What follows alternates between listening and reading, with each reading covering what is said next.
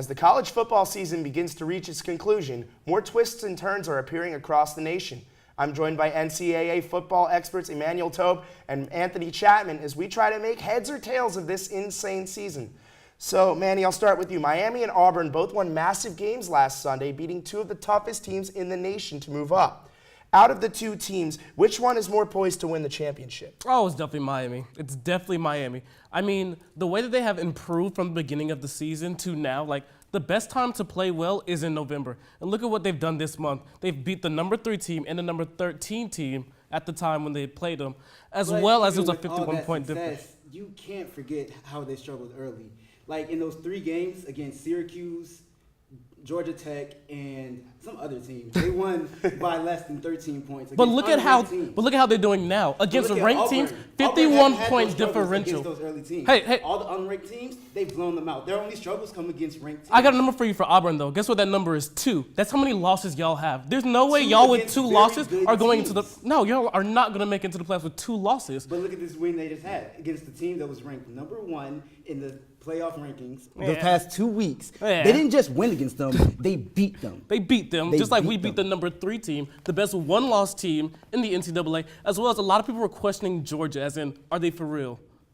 Are they for real? I mean, is Miami for real? Miami is definitely for real. I mean, they had their early struggles, but look at what they're doing now, and look at what they're doing in December. Just wait, but Auburn has been consistent. Their only close games are against ranked teams. Well, Anthony, speaking of Auburn, Georgia's shocking loss to the Tigers saw them plummet in the rankings. However, both Georgia and Notre Dame lost. Who do you think has a chance to redeem themselves this season? Definitely Georgia. I mean, they only have 1 loss on the season, and it was to Auburn just recently.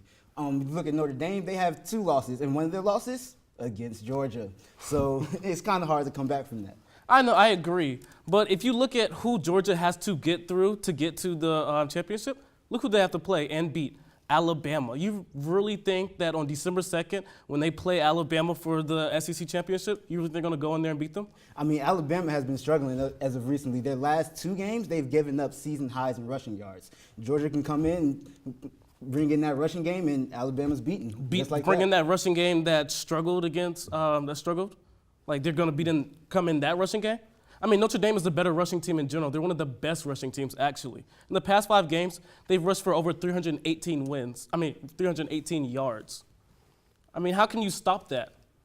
Well, finally, Alabama just barely managed to stay undefeated last week in a game-saving 4th quarter turnaround versus Mississippi State.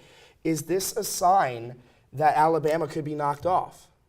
They can be, but they're not going to. I mean, we do this every year. Every time Alabama barely loses by a team in the regular season, we say, oh, does this mean that they can lose? Yes, they can lose. Are they going to?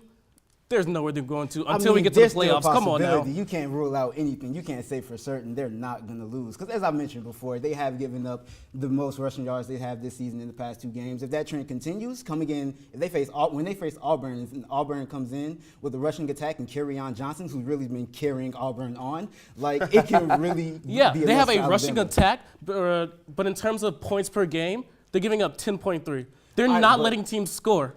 All right, but Alabama also has suffered from injuries. They've had a couple key players go down, and they've had to have a redshirt junior come in. And in that game against Mississippi State, he looked totally terrified. He had missed tackles, and it just completely destroyed their run defense. If Auburn comes in with that phenomenal running game that they have and Kerryon Johnson and the rest of the team. Alabama's a system, though. Alabama, yes, they have people who go in there, and for the first couple of games, yes, that might be afraid. But it's the same thing where you have the Spurs with Greg Popovich in San Antonio, and the same thing with New England Patriots and Bill Belichick. I mean, when you plug players in there, yes, they might struggle for the first game, but they fit in places, and they play well because of Nick Saban. Best coach in the NCAA by far. Come on. I mean, Nick Saban is the best coach in NCAA by far, but I mean, even still, the team gave up 3 rushing touchdowns in their last game. That's the most rushing touchdowns they've given up in the Nick Saban era. So you have to think, what else is possible under the Nick Saban era? I mean, they also play back-to-back ranked opponents. I mean, yes, they're going to not play. They're not going to dominate. System. They should be ready for that, right? Yeah, they're ready for that. Obviously, they're ready since they came out with the W. Barely, but they came out with it. Well, that's all the time for us here on the One-on-One Sports Webcast. Be sure to check us out on all of our social media platforms. For all of us here at the studio, whose side are you on?